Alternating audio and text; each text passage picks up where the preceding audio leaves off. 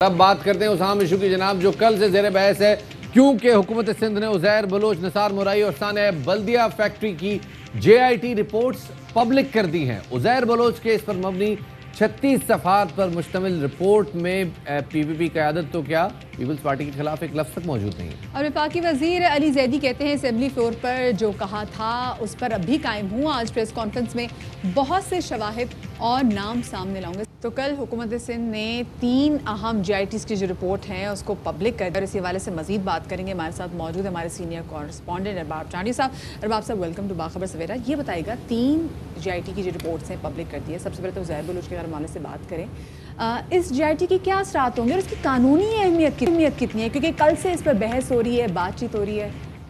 मेरे ख्याल में आवाम को बहुत बेवकूफ़ बनाया जा रहा है।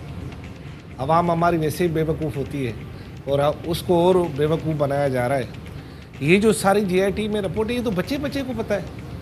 उज़ैर बलोच कौन था, कितने लोगों को मारा, कहाँ मारा, उसके साथ कौन होते थे, किसको पता नहीं है। उसका सबसे बड़ा गवाह तो खुद जुल्फ़िकार मिर्ज़ा है, जो उस वक्त का वज़ीर दाखिला था।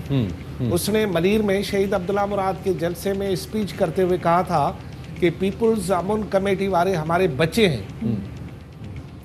वो तो बात ही ख़त्म हो जाती है लोगों को ये। और दूसरी बात जो अहम बात है कि इससे पीपल्स पार्टी जो खुद को बचाने की कोशिश करती है, भाई 2013 के इलेक्शन में जावेद नागौरी के साथ इलेक्शन वर्क में कौन था, जो कि बाद में जावेद नागौरी सूबाई वजीर भी बना। सानिया नाज किसकी MP थी, जो कि राइट हैंड थी उज़ैर की। और इनके टिकट्स उज़ैर बलोच ने अप्रूव कर रहा है, ऐसा उसका कहना है। लेकिन अब इसमें पीपल्स पार्टी का भी एक मौक़िफ़ आता है। वो कहते हैं जी डॉक्टर जुल्फ़िकार मिर्ज़ा तो इनके नज़दीक थे, उनसे हमने पार्टी ने खुद को अलग कर लिया। लेकिन ये जो टिकट्स आए हैं ये तो 2013 के इंतखाबात में आए हैं, तो इसका क्या मतलब है? देखिए, जुल्फ़िकार मिर्ज़ा खुद क्या होता है, आप दोनों ARY में हैं तो हैं ना भाई, ARY मैं भी इसी का हिस्सा हूँ। तो ये ऐसा खुद से तो कोई नहीं होता, खुद से ये कि हम अपना कोई एक अलग से सिस्टम बना ले। जुल्फ़िकार मिर्ज़ा उस वक्त वज़ीर दाखिला सिंध था, उसकी वज़ीर आला सिंध उस वक्त के कायम अली शाह से भी ज़्यादा जलती थी। इतना पावरफुल था, वो जो चाहे स्याह सफ़ेद का मालिक था।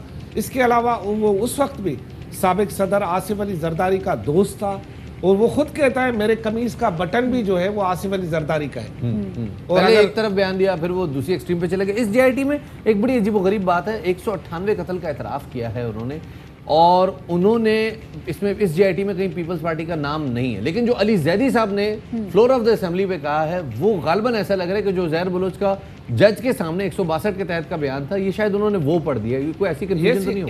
एक वायरल तो हुआ है ना, उसमें वो असल में जिस पर जो बहस करनी चाहिए, ये JIT तो माना पानी का बुलबुल है, इनमें तो कुछ है भी नहीं। हाँ, लेकिन इसमें एक खतरनाक JIT बल्दिया वाली है, जिस पर हम जरा से कम ही इस पर जिक्र करते, क्योंकि इस बल्दिया के वाक़े को पहले आतिशज़दगी कहा जाता था, लेकिन इस JIT में कहा गया है नहीं, ये दहशतगर्दी कार्रवाई थी। हाँ। और उसमें ये भी कहा गया है, इसमें वैसे तो आपको पता है बल्दिया में लोगों को जलाया गया, दहशतगर्दी, अमा की, जुबैर चरिया, रहमान भोला, ये सारों के नाम इस JIT में। लेकिन इनसे एक ख़तरनाक बात ये है जो कि हम नहीं डिस्कस कर रहे, कि इस भत्ते से एक MKM की शख्सियत को हैदराबाद में 1000 गज का बंगला लेकर दिया गया, जो कि अभी तक इंटैक्ट है। अच्छा ये बताइए, बहुत सारी चीज़ें अभी जैसे हम पहले डिस्कशन भी पहले कर रहे थे, और उन्होंने अपने जो एतराफ़ी जो बयान था उसमें बोला कि 7 SHOs उन्होंने लगाए। अब ये जो पुलिस का महकमा है तो महकमा दाखिला के अंदर आ जाता है, और उस वक्त जो वज़ीर दाखिला थे सिंध के वो जुल्फ़िकार मिर्ज़ा साहब थे, तो वो पीपल्स पार्टी के थे। तो ऐसा कैसे हो सकता है कि पीपल्स पार्टी एतमाद में ना, और मतलब वो और सारी चीज़ें जुल्फ़िकार मिर्ज़ा खुद भी नहीं कर सकते थे, उस वक्त वो बड़ी दोस्ती थी उनकी तो आसिफ अली जरदारी साहब। ये तो बिल्कुल झूठ है कि उज़ैर बलोच का पीपल्स पार्टी से ताल्लुक नहीं था, ये बिल्कुल झूठ है। ये तो फ्लॉन्ट कर रहे हैं ये बातें। तो उज़ैर बलोच और पीपल्स पार्टी एक साथ चलते थे, उनके तरीके वारदात में अलग अलग हो सकता था, लेकिन उस वक्त के MPA जो कि पीपल्स पार्टी के थे और राइट लेफ्ट जो है वो उज़ैर बलोच के थे। मुझे ये बताएं कि आप कितने भी बासर एंकर हो या हम फकीर कितने भी बासर रिपोर्टर हो, कितने ऐसे शुद्ध तब्दील करा सकते हैं? तो उज़ैर बलोच की इतनी वजारत दाखिला में चलती थी ना कि SHOs तब्दील कराए, DSP तब्दील कराए, SSPs को लाइन हाजिर कर दे। उज़ैर बलोच की उस वक्त के महकमा बल्दियात में इतनी चलती थी ना कि उस वक्त लियारी का एडमिनिस्ट्रेटर मोहम्मद रैसी लगवाए, लियारी का एडमिनिस्ट्रेटर, और फिर फिशरीज में डॉक्टर निसार मोराई। ये निसार मोराई साहब का और उजैर बलोच का आपस में क्या ताल्लुक है? इनके बीच में जुल्फकार मिर्जा है।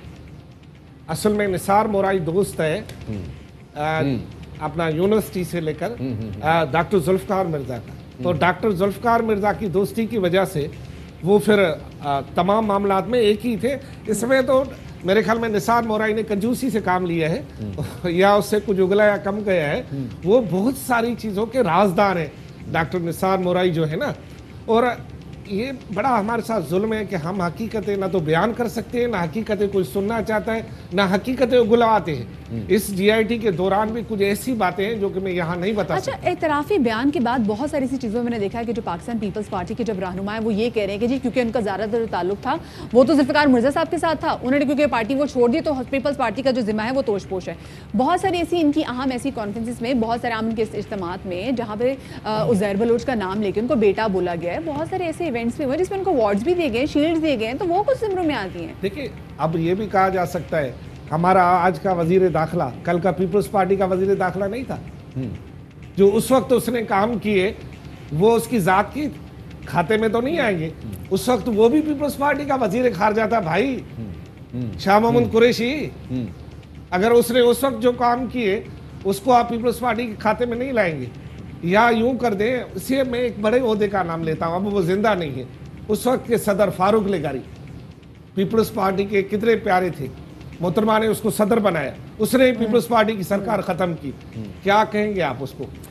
ये ऐसा नहीं होता। जो जिसके साथ होता है उस वक्त, अभी मेरी जितनी भी खराबियां हैं ना मेरे इदारे के साथ ही। मुझे बताइएगा बाब साहब कि अब इस जेआईटी का मुस्तकबिल क्या है? ये जेआईटी पब्लिक हो गई, पीपल्स पार्टी ने पब्लिक करके कह दिया कि जी हमारा नाम नहीं है इसमें। आपको लगता है कि वो स्पेयर हो गए, now they are clean after this JIT? देखिए, बज़ाहिर तो सरकार फारिग इस मामले से, भाई हमारे हाथ ऊपर हो गए है ना बज़ाहिर। लेकिन आम लोग तो ये समझते हैं ना कि उज़ैर बलोच कौन था, निसार मोराई कौन था, या बल्दिया साने में जो लोग थे वो कौन थे। एक बात। दूसरी बात ये कि ये सच्ची बात है कि इन जीआईटीज़ को अदालतें उड़ा सकती है, इनकी कोई इतनी बड़ी कानूनी हैसियत नहीं होती। क्यों? क्योंकि वो कह सकता है जीआईटी है। इससे क्या बात है? कल नबील कबूल साहब भी बहुत सारे चैनल से बैठ के बात कर रहे थे कि हेरिटेज जीआईटी रिपोर्ट है। नबील कबूल साहब आपको पता है कि डायरेक्ट मुतासिरीन में शामिल हैं लियारी के ना। और ये हकीकत है कि नबील कबूल और उज़ैर एंटी होते थे, पहले साथ भी थे, फिर एंटी भी होते थे। तो लाजमी है 2000 की इलेक्शन में वो उस वक्त एमक्यूएम में चले गए, आपको पता है ना? जी जी बिल्कुल। हाँ, तो फिर एमक्यूएम और उज़ैर बलोच बना। ये होता था कि आग और पानी का मिलाप तो नहीं हो सकता, तो लिहाजा अब उज़ैर बलोच उस ताकत में नहीं रहा, तो नबील कबूल कुछ भी कह सकता है। लेकिन मैं आपको एक बात बताऊं कि शक से बात शुरू होती है। हमें शक तो है कि यह मामला आखिर इस वक्त क्यों किया गया। जो मुझे शक है या इन्फॉर्मेशन है, पीपल्स पार्टी के लोगों को पता होगा लियारी में कुछ होने वाला है। और आपको लगता है कि आज अली जैदी साहब की प्रेस कॉन्फ्रेंस में कुछ इस दायरे में इशारा आएगा? अली जैदी भी ऐसे ही चरिया आदमी तो नहीं है ना, है ना? वो कुछ वो देखकर अक्लमंद आदमी है। और बहरहाल उसका ताल्लुक कराची से, हालांकि ये बिल्कुल सही है कि वो यूसी का इलेक्शन हार गया था, लेकिन एमएनए बन गया और अब वफाकी वजीर है, तो लिहाजा मेरा ख्याल है कि लियारी में कुछ होने वाला है। क्योंकि इस जीआईटी रिपोर्ट के बाद लियारी में कुछ इंक्रीज हुई है। बहरहाल उसका पता सरकार को जरूर है। चलिए, बहुत शुक्रिया जी। अरबाब चांडी हमारे सीनियर ऑनर हमारे साथ मौजूद थे और उन्होंने अभी यही बात कर रहे थे कि जी इस तमाम तर जो जीआईटी जो कि पब्लिक हुई है, तो एक बात वो ज़रूर कह सकते हैं कि लियारी में अब कुछ बड़ा होने वाला है।